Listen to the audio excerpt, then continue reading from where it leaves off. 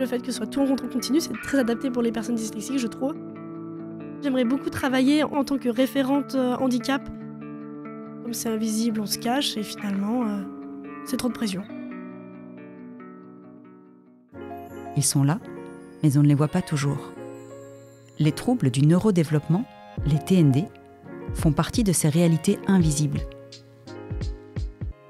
Ils touchent l'apprentissage, le quotidien, l'enseignement, bref, toute la vie à l'université. Pour mieux comprendre ces troubles, l'université Claude Bernard Lyon 1 donne la parole aux personnes étudiantes, enseignantes et expertes, ceux qui sont au cœur du sujet. Vous écoutez Podcast 10, la série qui éclaire les troubles 10 et l'ensemble des TND à l'université. Dans cet épisode, nous rencontrons Margot, étudiante en master IMST, Information et médiation scientifique et technique, à Lyon 1, après une licence SVT à Grenoble. Margot a mis 6 ans pour obtenir sa licence. Sa dyscalculie, sa dyslexie et son TDAH ont longtemps complexifié son rapport aux apprentissages. Margot nous raconte comment elle a trouvé sa voie, comment elle a transformé ses handicaps en ressources pour son orientation. Je suis dyslexique et je suis dyslexique diagnostiquée depuis très jeune puisque ma maîtresse de maternelle avait elle-même une fille dyslexique, donc elle a tout de suite remarqué que j'étais dyslexique. Entre mon master et ma licence, j'ai fait une année de service civique et comme j'avais beaucoup de temps devant moi, j'en ai profité pour refaire des bilans. Et là, la personne qui m'a fait un bilan m'a diagnostiqué aussi, m'a donné une consoeur pour me faire diagnostiquer une dyscalculie.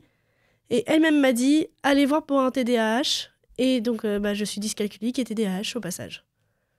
Alors, je me suis sentie assez abandonnée, en fait, puisque mes parents ne comprenaient pas. Je suis leur seule fille dyslexique, les deux autres ne le sont pas. Et dans mon petit village, en fait, dans la vallée, il n'y avait qu'une seule orthophoniste et elle était déjà complètement overbookée.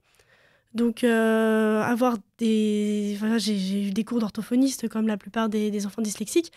Diagnostiquée, mais elle n'était pas capable de me faire un bilan cognitif pour ma dyscalculie et pas possible non plus, il n'y avait pas de psychiatre pour faire un TDAH, surtout qu'en plus à l'époque le TDAH c'était vraiment pas reconnu, donc c'était pas ça. Et j'ai réalisé qu'il y a plein de moments où en fait j'aurais pu avoir des meilleures notes à l'école et j'aurais pu me sentir peut-être plus douée ou plus légitime d'aller faire un bac S, puisque en sortant du collège, on m'a dit que j'arriverais jamais en bac S puisque j'étais nulle en maths.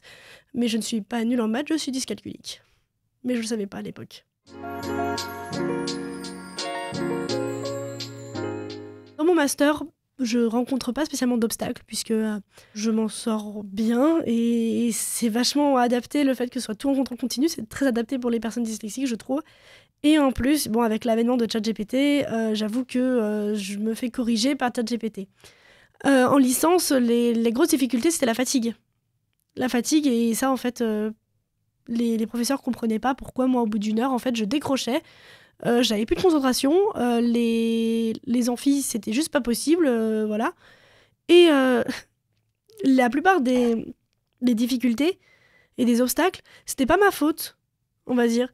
C'était les professeurs qui voulaient pas me donner leur diapo avant le début du cours, alors que normalement, dans mes aménagements, c'est obligatoire. C'était les professeurs qui voulaient pas comprendre que j'étais dyslexique sur tous les mots, même ceux scientifiques. Ensuite, on m'a beaucoup reproché de pas assez lire de publications scientifiques. Bah oui, mais c'est difficile. Je comprends que ce soit nécessaire, hein, surtout en filière scientifique, mais à un moment, il faut aussi accepter que c'est plus long ou plus dur. Et surtout pour les examens, j'avais des semaines entières d'examens, donc avec matin et après-midi des examens, et j'étais en fait incapable de suivre le rythme comme les autres élèves, puisque avec mon tiers-temps, que j'ai fini par avoir, plus en fait la fatigue, puisqu'on ne parle pas assez de la fatigue quand on est dyslexique, après une matinée d'examen, donc 4 heures, ressenti 6 quand on est 10, j'étais incapable d'enchaîner avec une autre matière.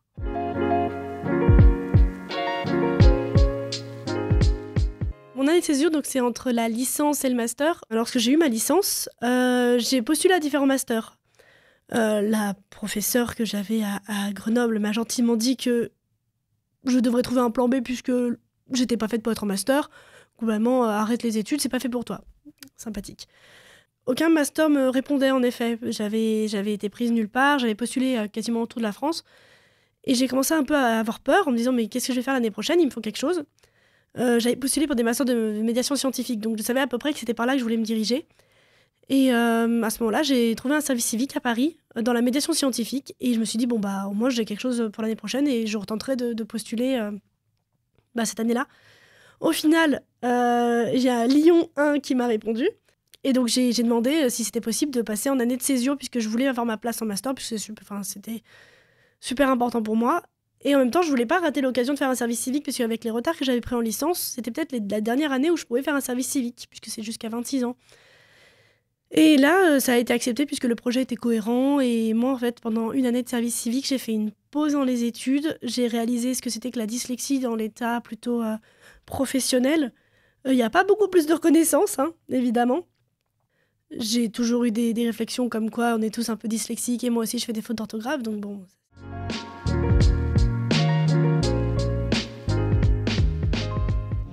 Pour mon mémoire, en fait, j'ai décidé en M1. On avait un mémoire de 25 pages à écrire. Et j'ai décidé de me concentrer sur les musées, puisque moi j'adore aller au musée. Depuis petite, mes parents m'emmènent au musée.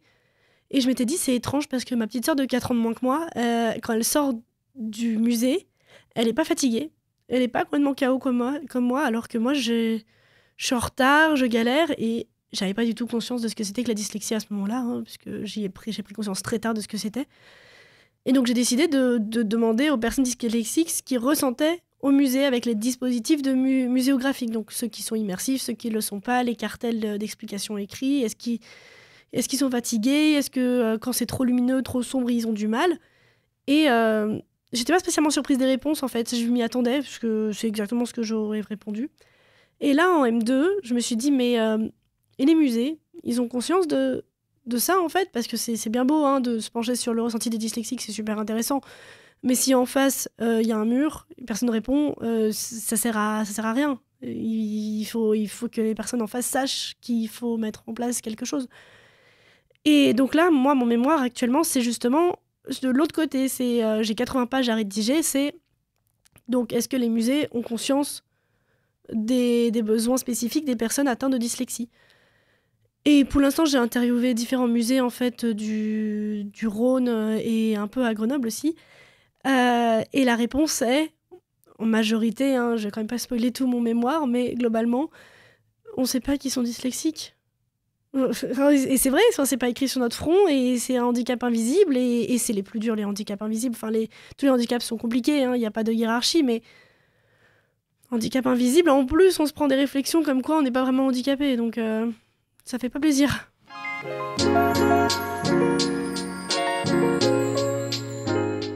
J'aimerais beaucoup travailler, en tout cas en tant que référente handicap. Je suis formée à la dyslexie puisque j'ai pratiqué, j'ai fait un MOOC sur la dyslexie, mais j'aimerais aussi me spécialiser dans d'autres handicaps dits invisibles ou autres troubles de l'apprentissage pour avoir un spectre plus large et être référente là-dedans dans peut-être la création d'expositions ou même dans la création web, de posts à médiation scientifique puisque... si on veut toucher un large public, c'est important aussi de faire en sorte que ce soit accessible à tout le monde. Dans le supérieur, tout le monde est, pas forcément éveillé sur le sujet, mais quand je demandais un tiers-temps, on comprenait que j'avais un handicap. Actuellement, mes amis en rigolent beaucoup parce que justement, dès qu'il y a un truc à dire sur le handicap, c'est je parle et puis je sais de quoi je parle, donc il n'y a pas de souci. Dans le secondaire, par contre, les autres élèves qui me disaient « Mais moi aussi, j'ai le droit à un tiers-temps, pourquoi elle a du temps en plus, je comprends pas ?» Ou alors « T'es dyslexique, donc t'es stupide. » Bon, c'était surtout ça. Alors, ça peut couler sur la personne, comme ça peut vraiment affecter. J'avais vraiment l'impression d'être stupide, en fait. Je m'en sortais pas. En primaire, j'avais des mots à apprendre, j'avais 200 mots à apprendre pendant 2 semaines de vacances scolaires.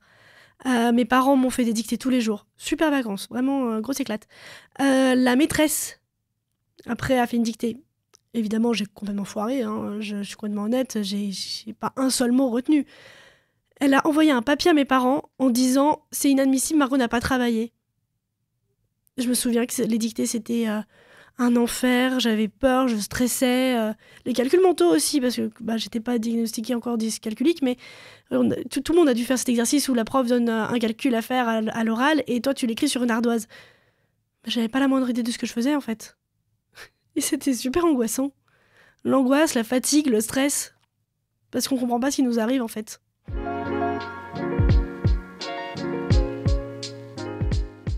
Au niveau de l'angoisse, c'est vrai que j'ai pas été diagnostiquée angoisse chronique ni rien, mais depuis que je suis petite, je me mange complètement les doigts. Mais à un point où ça peut arriver jusqu'au sang. Et je suis pas diagnostiquée angoisse chronique, mais pourtant je suis quasiment sûre que c'est lié à ça. Et je sais j'ai lu quelques chiffres comme quoi les personnes dyslexiques sont plus facilement atteintes de dépression et d'angoisse chronique et autres. Donc en fait, on n'en parle pas, comme c'est invisible, on se cache et finalement... c'est trop de pression. Avec les enseignants en master, ça se passe super bien. Juste il n'y a pas longtemps, on a reçu notre fiche de style pour le mémoire et celui-ci était écrit dans une police à empattement. Et je pensais que, avec les profs aussi éveillés sur le sujet, qu'il n'y aurait pas ce genre de petits couacs, mais ça arrive. Et j'ai envoyé un mail et j'ai le droit de modifier la police pour mon mémoire. Alors, ça aurait été bien que ce soit pour tout le monde, puisque ce serait bien que les autres mémoires soient aussi accessibles. Mais bon, moi, je voulais pas rédiger un mémoire sur la dyslexie dans une police pas accessible. Enfin, ça aurait été vraiment très ironique. À Grenoble, ça se passait moyen, du coup. Beaucoup de professeurs qui comprenaient pas ce que c'était. Et même si j'avais le droit à mon tiers-temps, parce que légalement, ils ont pas le droit de me l'enlever. Et dans le supérieur, ça peut avoir de très grosses conséquences, comparé à dans le secondaire. C'est pas pour autant qu'ils comprenaient ce que c'était, en fait. Ils comprenaient pas, ils disaient, t'as du temps en plus, tu vas pouvoir te relire et il faut enlever les fautes d'orthographe. Non, mais moi, si je les voyais, les fautes d'orthographe, je les ferais pas, déjà. J'ai beau les relire, je les comprends pas. Et puis, de toute façon, déjà, j'essaie de finir l'épreuve. Alors, relire, c'est vraiment c'est pas le principal.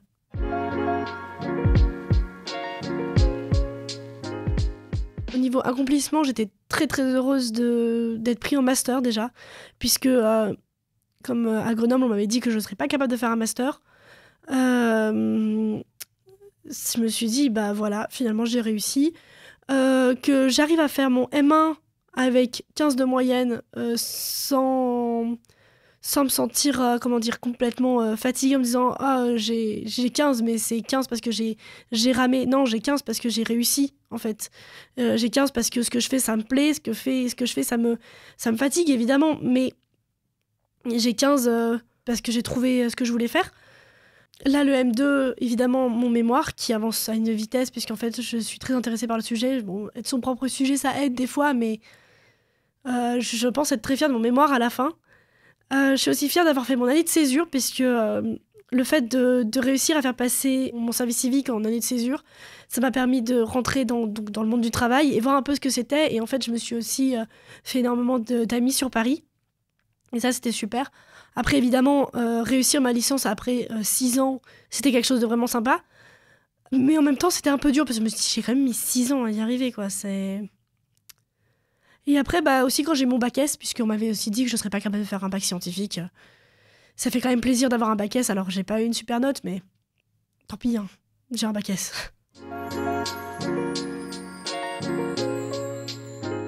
Pour un étudiant porteur de troubles 10, déjà, s'il rentre à l'université, je lui conseille de s'y prendre très tôt dans les démarches. Et pour les personnes qui sont déjà à la fac, ce serait de pas non plus se laisser faire au niveau des aménagements. Vous avez le droit à un tiers-temps, c'est comme ça. Alors c'est vrai que se prendre la tête avec les professeurs, c'est peut-être pas la meilleure des idées, puisque c'est après eux qui peuvent aussi être durs dans leurs notes. Et moi personnellement, j'en ai pas fait les frais, mais j'ai eu un professeur qui a refusé de me passer un diaporama, alors que c'était un texte à trous, et il donnait les réponses pendant son amphi. Je suis allée lui demander son diapo avec les réponses, parce que j'avais beaucoup de retard, il m'a dit non. Je lui ai dit qu'il n'avait pas le droit, parce qu'officiellement c'était dans mes aménagements, il m'a répondu qu'il s'en fichait. Et j'ai demandé à la mission handicap de me donner une aide manuscrite, et je suis jamais retournée en amphi, parce qu'en fait il m'angoissait ce monsieur. Donc la mission handicap peut aider dans ce genre de situation. Alors faut pas leur dire que c'est parce que le méchant professeur il veut pas me donner le diapo, mais il faut se dire que C'est possible de trouver des solutions, surtout au niveau de l'angoisse et de la fatigue, parce que ça risque d'être sur toute sa vie. Et que si on ne trouve pas des solutions maintenant, on risque vraiment d'avoir des difficultés pour la suite. Le parcours de Margot montre combien les troubles 10 et les TND, bien que souvent invisibles, impactent concrètement la vie étudiante. Il rappelle aussi l'importance des aménagements, de la reconnaissance et de la sensibilisation pour une université plus inclusive. Vous écoutez Podcast 10, la série qui éclaire les troubles 10 et l'ensemble des TND à l'université. Dans l'épisode suivant, retrouvez Louisa, étudiante qui vit avec une dépression. Elle nous raconte comment elle continue ses études, comment elle adapte son quotidien et les méthodes qu'elle a mises en place pour rester concentrée et réussir malgré les difficultés.